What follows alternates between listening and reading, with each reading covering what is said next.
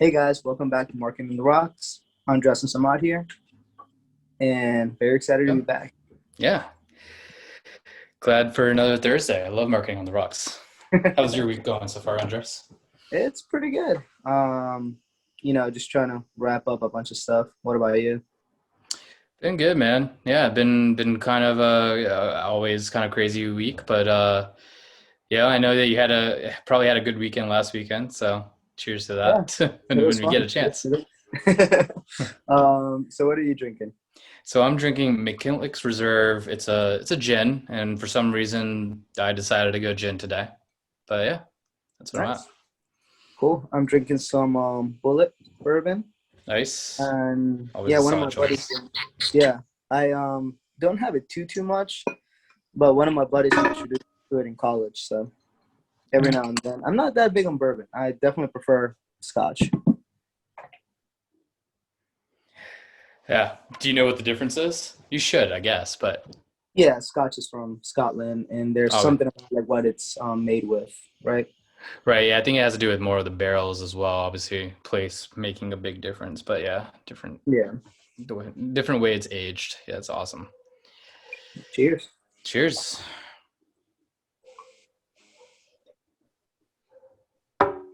So, what are we talking about today?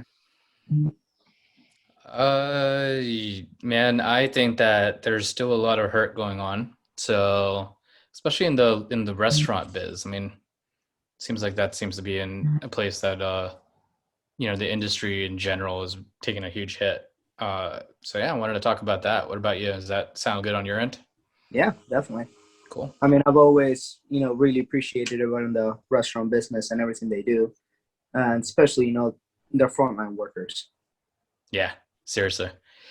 Yep, they're frontline workers, and quite frankly, we get to talk. In general, we enjoy eating out more, and like they bring kind of a joy. I mean, think about it. Like if this, like the whole pandemic didn't happen, like now with all the delivery options we got, like we'd be kind of a way more depressed.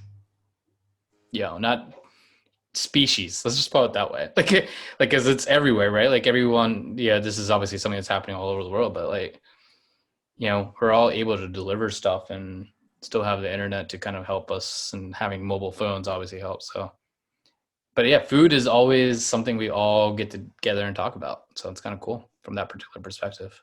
Yeah, and I mean, you know it as well as I do. Like any family reunion, anytime you go to somebody's house, it's always like, they offer you something to eat, and such a like human thing to share.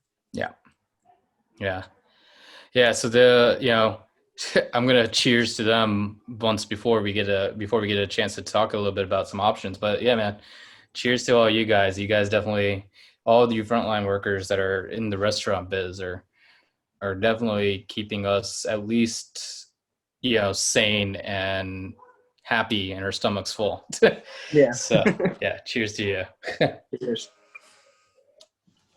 But on a local entity element,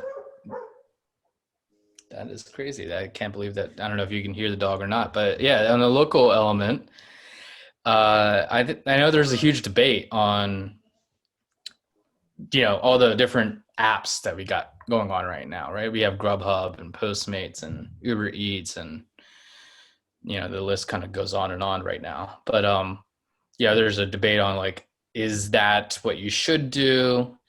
And like go through them, or should you be going through like the restaurant you want to go to, like call them, and or going local and like literally you know going directly to the website and placing an order. And I definitely kind of think it's more the former. I know that the fees on Uber Eats and all are high, but quite frankly, I'm not really even sure what I want. Unless like there's like a specific craving, like there's a specific craving for like Italian food, then it might go to Italian place or something, for Japanese might come into play. But I mean, the first time I go onto those apps, and I think my go-to is definitely more of the Uber Eats in general. And then I think after that I go to Grubhub. But like, I just want to kind of browse. What about you, man? What do you typically do? So I'm actually the opposite. Usually it usually starts with a craving, and Yep. then I go into, what's around.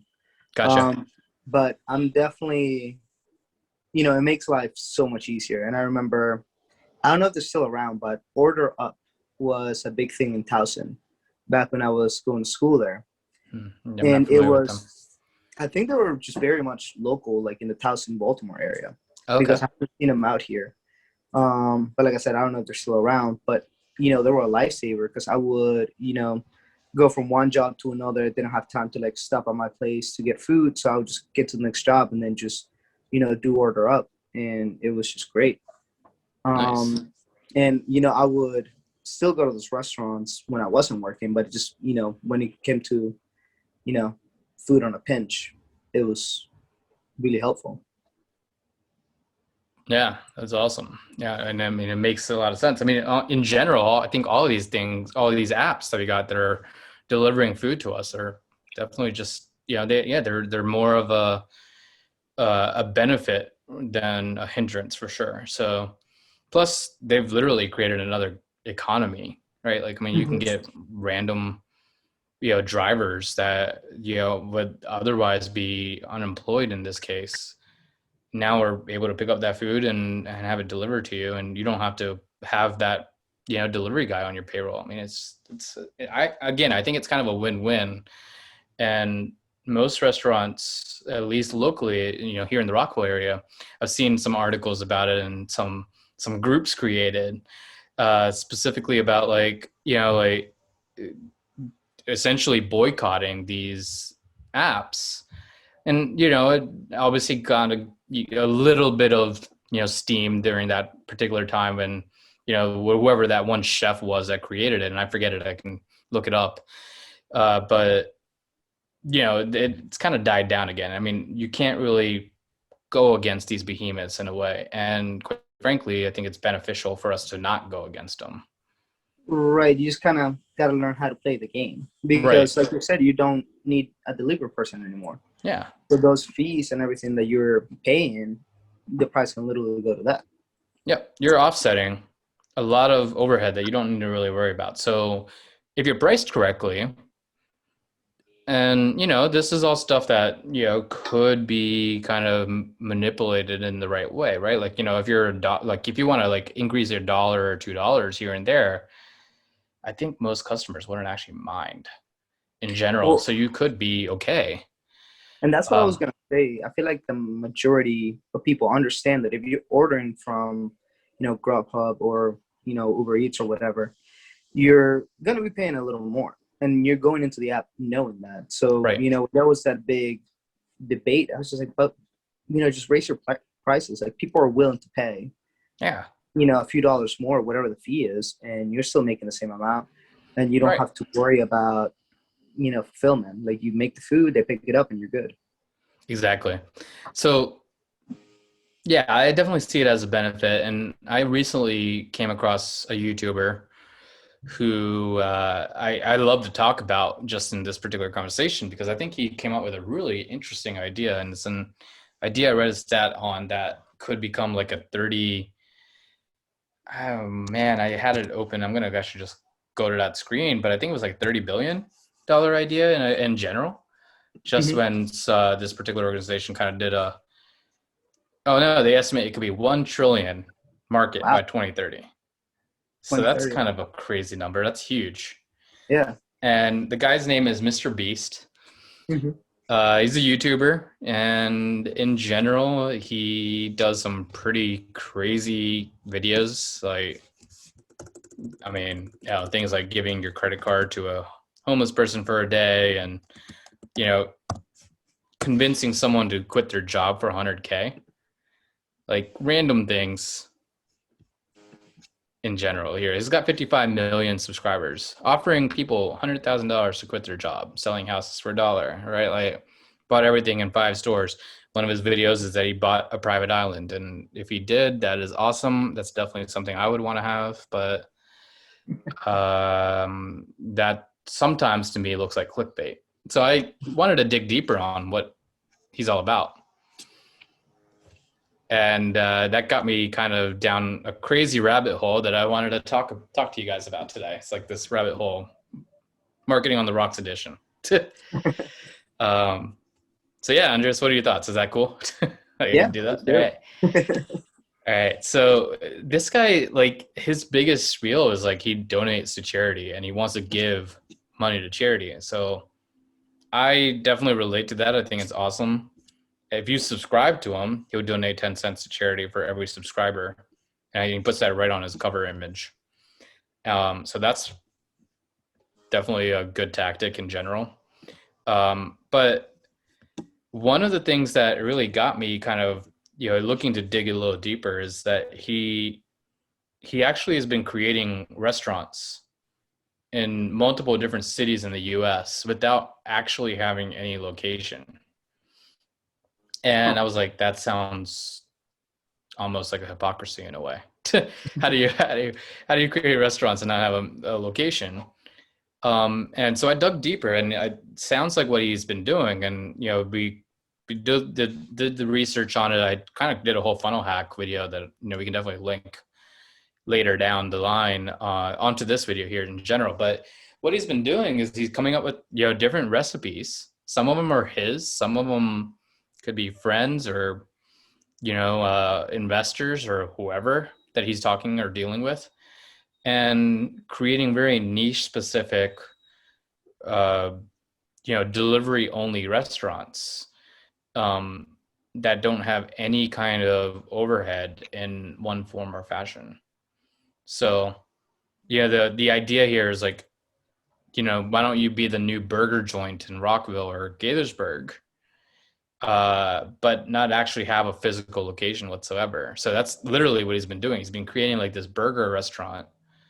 Now has like I think almost in this particular one, he has 300 locations total. But in this one here, I know that there's 30. Like his own specific burger restaurant. And when we kind of broke it down, like the idea is, yeah, he has over 300 locations altogether of different restaurants in general in all these different cities. But what he's done is he's been going to like local restaurants and talking to the business owner and saying, "Hey, I'll give you X amount of dollar for every order I bring in. All I'm looking for is you to fulfill it." So just like how we've been talking about fulfillment, right? Like doing drop shipping. This is kind of the same idea. We're actually talking about drop shipping still, Drop shipping for burgers. right? And what he's done is he's talking to these like local restaurants. He got them to agree on utilizing his proprietary recipe. So it could be something that again, it could be burgers, it could be ribs, it could be whatever. He's niching, which is again another drop ship word that we keep talking about, but he's niching down to a cuisine and then giving that recipe to that restaurant owner and saying, hey, make sure your line cooks and everyone is in your back staff, right, in your back office, in your kitchen, follows this particular recipe. And then he gives them all of the packaging that you would want to go with. So if it's a burger, it's literally the wrapping on the burger, right? Like the paper wrap that you usually get, your Five Guys burger or your In-N-Out burger, it doesn't matter. Um, and he's doing it completely white labeled and following his proprietary recipe with his logo on it. They have to keep all that kind of inventory of packaging, ready to go on hand as the orders come in. And then all he's doing is he's setting up accounts with all the places we just talked about. So, it's the new up and coming restaurant. I mean, I guess the only part that you kind of have to be careful on is Google Maps, because I'm Hmm. sure that like the local restaurant owner doesn't want that particular name to show up because people might come in thinking, that's the restaurant that they're going to dine at, and that's not the case. So I Hmm. think the one part that I haven't really figured out yet is like pickup. Like I think the way that he's been doing it is completely dine like drive through only, or like not drive through, but like delivery only. So there's not as much of that hassle of am I in the right spot or not. if that makes any sense. I think that makes sense. I mean, if you is there any way that you can only be, in those apps and not have to have a physical location? Because Yeah, I'm sure there's restaurants that can do that. So if you're only in the apps, there's not that chance of somebody walking in, you know. exactly. It's kind of a virtual kitchen idea. So you don't have to be on Google Maps. You don't have to, quite frankly, even have a website, right? Like this is a tactic that anyone that wants to share some crazy amazing recipe to their world thought about being a restaurateur, and actually, quite frankly, not even have to have any startup costs of building that restaurant out, training staff, making sure that the restaurant actually succeeds or not. Like, I mean, you can literally no website, no Google Maps, just live on these apps as long as you have that relationship with the restaurant owner already, and basically be one of the listings for burgers on Grubhub Hmm. and start seeing orders come in that way. And there will still be an address because it obviously has to be centric to the city that that person, the consumer, whether it's Andres or Samad, is searching on. um you're going to find something that's local because you want it to arrive to you fairly quickly. Hmm. So you still have to have the address, and you put the restaurant's address in there, but only delivery only live on the app. And as those orders come in, you pretty much put an email forwarder in, right? So that restaurant also gets the order. They build the burger based on your recipe, and your branding and your packaging, and Uber Eats or Grubhub or whoever the guy is that comes and picks up the delivery and drops it off to the customer will pick it up from your shop and have it delivered. So And I think it just goes completely to show, no yeah, I overhead. mean, yeah, and it goes to show how, you can literally drop ship everything at this point, even food. Yeah, I mean it's you kind of know. crazy, but like you don't have to have digital products or physical products. Like literally a service. Like we Hmm. talked about services a little bit. This is like food service delivered with no overhead costs whatsoever. Like it almost sounds foolproof in a way. Yeah. All you need is a good recipe. Hmm. Yeah. I Then I mean, thought about how do I use my mom for this, but like, I'm already thinking of like 3 recipes that I have that I can definitely use. yeah, I mean, there's no other better way to really kind of get your brand out there. I mean, if it's your like proprietary recipe, Hmm. why not? Like, I mean, as long as it's really easy to follow, and it should be. I think any good recipe is goes down to how like it could be complicated or it could have a lot of ingredients, but it just comes down to like as long as someone can actually follow it and Hmm. replicate it for it to work. So yeah, Right. that's awesome. But that's kind of the concept there, and I'm Do trying you to think know about local. how, like how well known this concept is? Like, is he putting stuff about this on his YouTube channel? So he really isn't. It took me some digging to figure him out a little bit. So I don't think that yeah, I have heard. I mean, we can look it up right now and like, just kind of do a little more like, usability testing on this, right? But like virtual kitchen is kind of the concept. Um, and there's a couple ads that are running. One is called Cloud Kitchens, become a restaurant partner. Succeed in delivery with ghost kitchens. Oh. Or commercial kitchens were made with to help you get the most out of your delivery. Turnkey solutions, focus on food, build multiple concepts out of one kitchen. So it looks like what these guys have done, and I can share my screen just to kind of show it to you, Yeah. is actually taking it one step even further. We have the WeWork guys out there, right? And all the other virtual offices, remote offices, or like co-working spaces. I think that that's really how these guys are looking at it. They're really setting it up that way. So they're like a virtual or a co-working kitchen, That's pretty which is cool. a little bit different than I think what these guys are doing, but they're still they've taken it and they've actually productized anyone that wants to create a restaurant or create a brand and not actually have to go talk to a restaurant owner on your own. You can actually go to, work for this. But in this case, it's still kind of an issue. The one thing that I'm not really trying to figure out is how many employees. So delivery only restaurant view is 3 to 5 order runners, handoff staff, and more. So they basically do supply employees as well.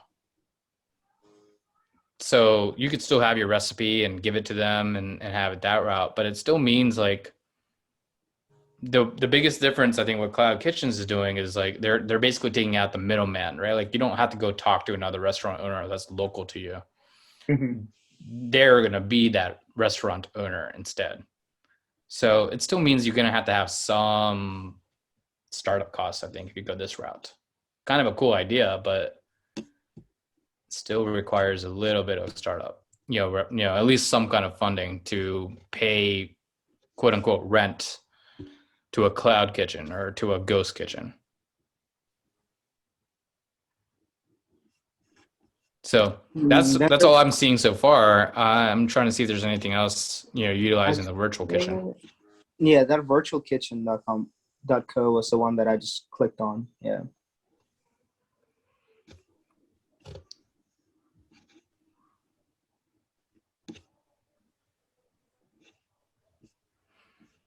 So this sounds kind of very close to our idea. Yeah. Mm-hmm. Co-founder of Dosa. That's awesome. That's actually literally what I was thinking about.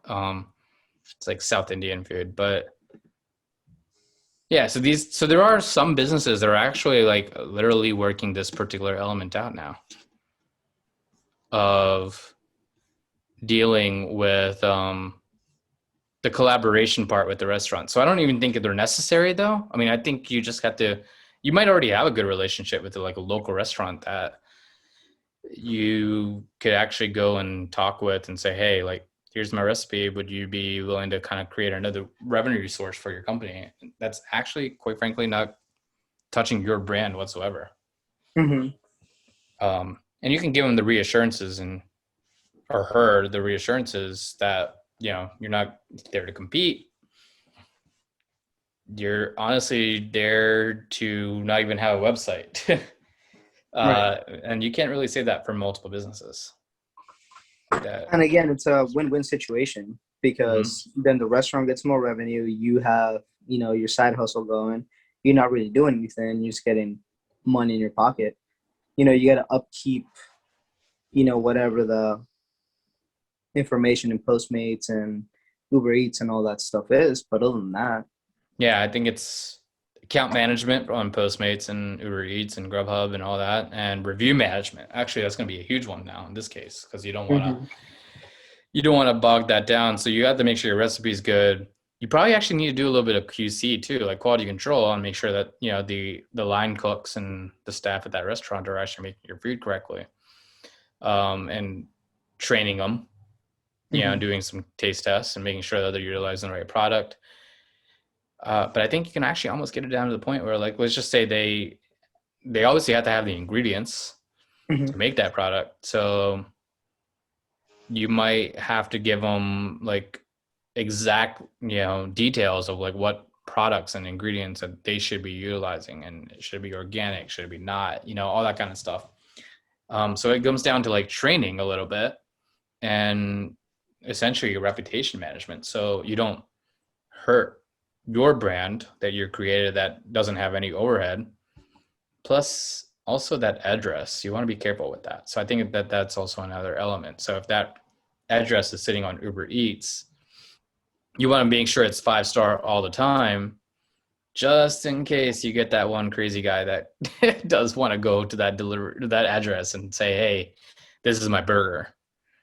So yeah, I think you got to be on your toes on those two elements, but that won't take much time. I mean, that's like maybe like 30 to 40 minutes a day max to go and review everything and, give feedback to people and so on and so forth. It's awesome. Yeah, it's awesome. Yeah, pretty cool. Yeah. So how are we getting into this?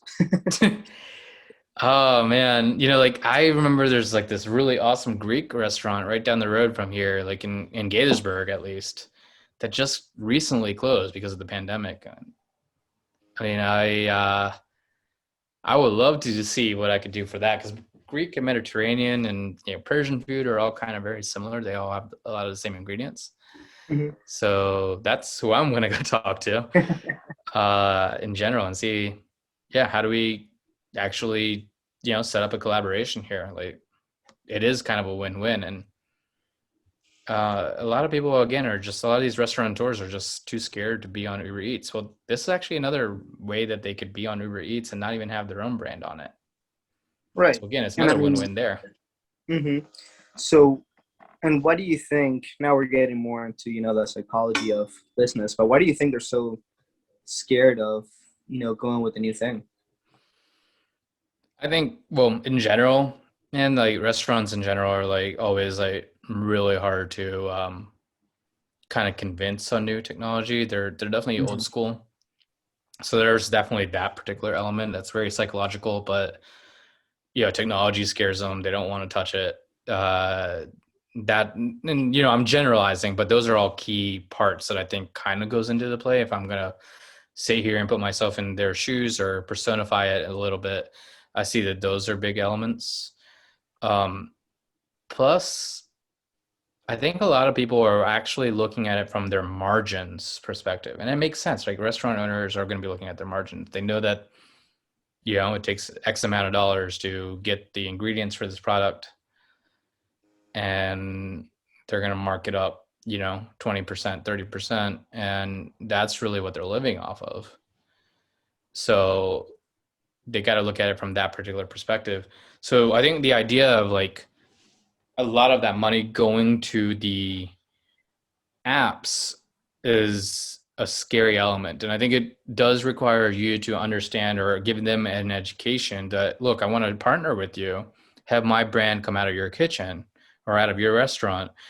You're going to get 50%. And then also educate them that, a lot of these apps are actually like the end user, Andreas or Samad, are actually paying that service fee. Hmm. Now, the biggest issue is you're paying a service fee, and sometimes uh, the restaurant is also paying a fee as well.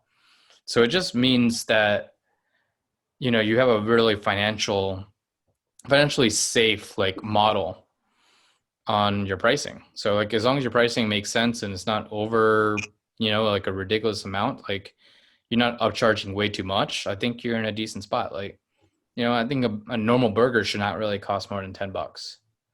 Hmm. I don't know if you would agree on that, but that sounds like the high, right? Like 7.95 sounds to be about right for any Hmm. like awesome burger in a way. I'm not even sure like gourmet burgers really won't go higher than like a 13.95 in a way. So I Yeah, think I think that sounds. anything between 7 to 10 sounds like a sweet spot. So I mean, people will pay that. yeah, If you're people getting people will pay that it, from Uber Eats or whatever, you'll pay it right? because it's all about not. It's the convenience that you're paying for at the end of the day. Exactly. I mean, Like, I'm doing a quick little bit of math. Let's just say it's $7. The cost to make that burger is really only like two. hmm So we got five.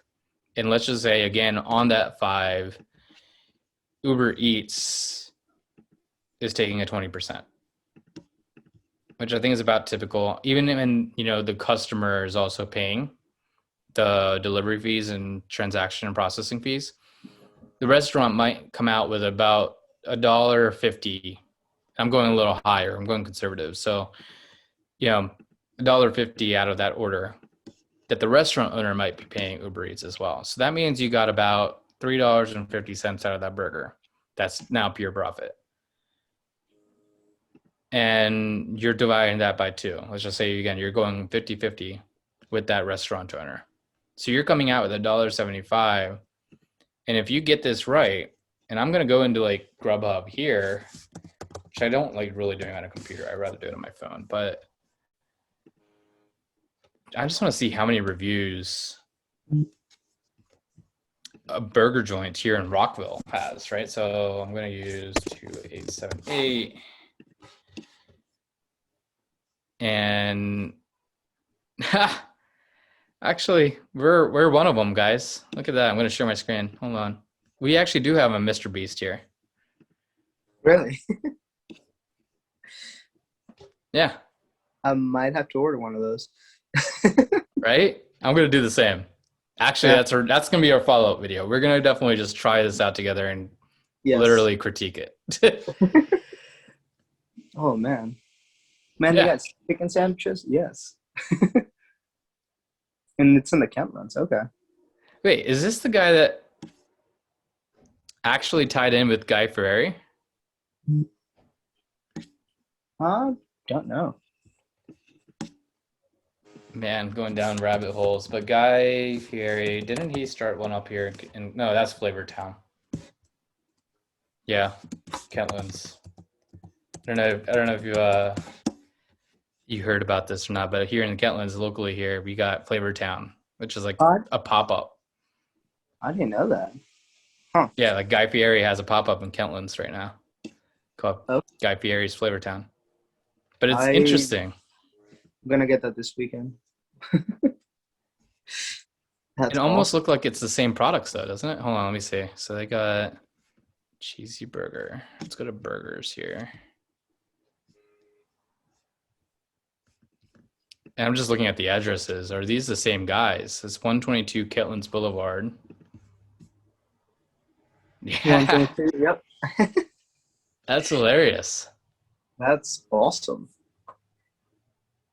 I didn't do this on purpose. I actually didn't know, but that's crazy. Like, yeah, no guy. So literally Mr. Beast, this YouTuber, is taking white labeling Guy Fieri. That's the idea here, is what he's done. He's literally white labeled Guy Fieri with his burgers. Huh. And he's got a beef style burger. That's awesome. Good for him. That's great. I'm down to order this weekend for sure. We have to do a follow-up. That's awesome. Yep. We will.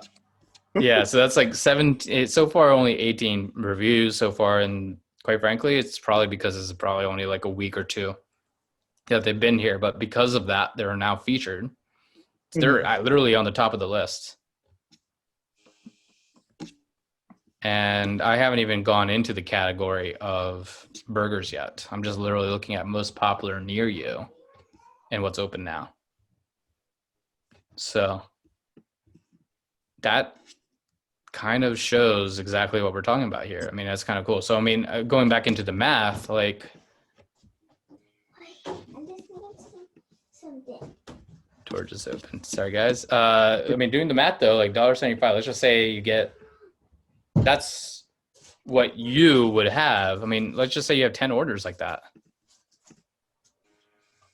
and that might be very low, but I want to go conservative. I mean, that's just per day. You just come up with 10 orders times that by 30. I mean, that's like another extra $500, $600 in your pocket for really nothing. Because you're not. Yeah. You're going in and answering to reviews, and that's it. Yeah. So this shows that dropship really works for anything, and it could actually literally be a physical product that you don't have to get from China. You can literally get it from the Kentlands, like local down the street, and people could actually have instant satisfaction on it. It's such an awesome idea. We should definitely go talk to some restaurant owners and find a recipe right now. I got a couple recipes we can use, man. Yeah. Wow. Anyone else? Yeah, if you guys have any recipes, yeah, let us know. Let us know. Maybe we'll be a partner with you. Who knows? Yeah. That's crazy that he partnered up with Guy Fieri. That's ridiculous. And now you can see why he's literally making money. He's literally creating this in every single town. So yeah, I mean, you definitely want to up your game. If you can make it work in one usable town, like, let's just say you start with your local city that you live in, then you can go replicate it and put it everywhere. So even with that numbers, I mean, let's just say each location, let's just say there's, you want to just do a state. You want to just blanket your state, right? And there's just like, we're in Maryland, so let's just say there's 20 cities that you would want to hit total. I mean, and that's 20 times 10 orders per location because you want to hit the major cities only, not the small little boom towns like, that don't have enough population. But that's like, then that becomes like 200 orders a day at $1.75 Mm-hmm. Times 30. times 30, 10,500 off of a Mm. $1.75 markup product. That's it. And that times 52, you know. Yeah. And that's $546,000. Yeah. So now we know how he's donating all this money and doing crazy stunts like, giving his credit card to a Joe Schmo on the street for a day or buying private islands. I mean, it's actually a brilliant idea. Yeah. And he doesn't need to be the only one doing it. I think anyone here could be literally setting this up with very little worry. Mm-hmm. Yeah. Because there's not that much risk of you, quote unquote, losing money. You know. There's, let's think about that, right? There's not much other than inventory of the product that's going to show up in that restaurant. Mm-hmm. You're not going to put your name out there all the place. That's where I think other names are coming in. So you have to come up with a good creative name. And again, it goes down to review management. So you don't want to hurt the restaurant that so you want to kind of contractually set yourself up correctly with a partnership agreement. And pretty much handle the IT. This actually could be another way to handle IT for restaurants too. So, I mean, if you're going to be on there taking care of Uber Eats for that location anyway, that address, I mean, you could actually turn this into a service. Mm-hmm. And take care of that issue of restaurateurs not really liking a lot of tech and scared of it. Well, just have it all to you. Only if you get to run your recipe out of the restaurant, that might be Mm-hmm. part of the partnership agreement. It's kind of cool from that particular perspective. But I think you have a lot of options that you can work with there. Yeah. And And I not think much overhead. that's a good angle that you just brought up. I mean, any of you guys that are thinking of doing it, I would definitely post it as, you want to run your recipe out of the restaurant, not, your own little restaurant or whatever. Like, I think using the word recipe is a great way to kind of put the restaurant owner at ease. Right. Yeah. You're not you're not there to buy out their location or do anything like that. You're not even there. I mean, again, it could be quite frankly a completely separate cuisine too. Yeah. So that address is not doing a different burger. But in this case, we just saw that Guy Fieri is selling his burgers out of that same spot as well as Mr. Beast. So that is the same cuisine in a way. But I don't think you necessarily need to follow the same cuisine. It could be completely separate as long as it's, going to use the same kind of equipment and maybe even same type of ingredients in a way. Yeah. And I mean, I feel like most restaurants, they have, everything you would need, Yep. to cook pretty much anything. Right. And then it all comes down to just the ingredients. Yeah. Yeah.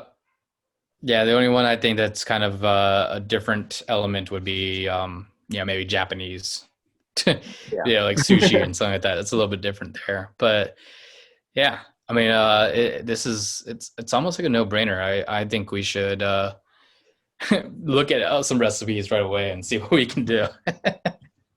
We'll let you guys know how that works out. Yep. Cool. But yeah, that's drop shipping in a completely different format, and quite frankly, again, shows that the internet's allowing us to do anything these days. So, drop ship your favorite, your mom's recipe. It doesn't matter. It could be whatever. Like, I mean, that could actually fund your parents' retirement if you wanted to do it that route. Literally, come up with side hustles all over the place that you could work with there. Mm-hmm. Yeah. Cool. All right, guys. Well, I think that's it for this week. Yeah, I'm kind of hungry for a burger. I know. I want that burger.